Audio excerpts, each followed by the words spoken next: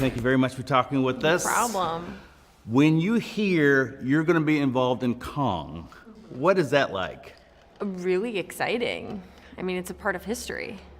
As a kid, did you get into the King Kong movies and all that? Yeah, I had seen the Peter Jackson one when it came out. We had a King Kong poster from the first one in our living room. So, I mean, he's kind of hard to miss. I feel like he's like, you grow up and of course you know who King Kong is. I mean, it's really legendary. Like, he is legendary. Mm-hmm, absolutely. Was it everything you expected? What? What do you mean? The movie, being a part of the Kong legacy? Oh, I suppose. I don't really think I knew what to expect. I've never done a film of this size before. So every day was sort of like magical and surreal and exciting. And what was it like to meet Kong? Well, I never really met him.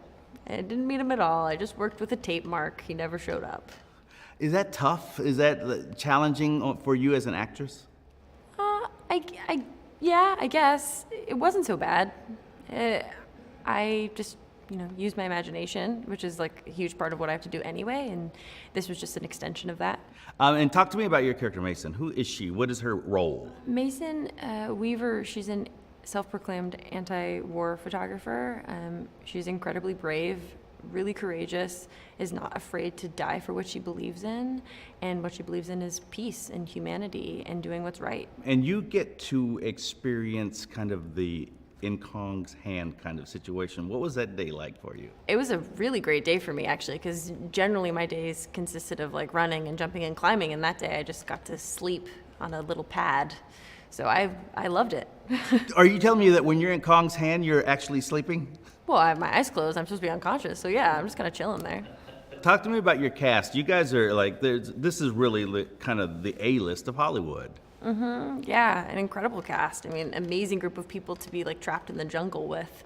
I felt really, really lucky to be working with such high caliber actors. And you're working closely with Tom. What was that like on the set? Most of my stuff is with him, and I'd never done a big movie like this before, and he had done quite a few of them, and well at that. And so it was just really great that he was there to be so helpful and like teach me how to do this, because it's a completely different art form and not one that I was used to before. Did you find you eased into it? You kind of embraced it? Yeah. Well, I think so much of this movie is about like our instinct and like when you're put back into the food chain, what happens? Who do you turn into when like you're put in that pressure cooker? And so it was fun to just like imagine what that would be like and actually be kind of in the jungle in those situations.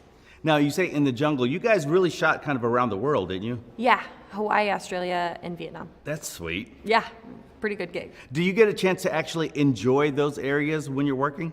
Yeah, weekends. Weekends generally, unless you have the day off. But yeah, generally weekends is like the time when you'd explore, and you could do we did laser tag in Hawaii and held koalas in Australia, and there was these incredible caves that we went to on the weekends in Vietnam. So lots of really interesting things to do. And personally, what did you want to take away from this film and this experience? I don't want to tell anybody what I think that they should feel from the movie, but I do think that the film asks a lot of really important questions that we need to start thinking about right now. Like, what are we willing to risk our life for? What's important to us? Who's going to protect the planet when these plants can't speak for themselves? And hopefully people come to some great conclusions. Made in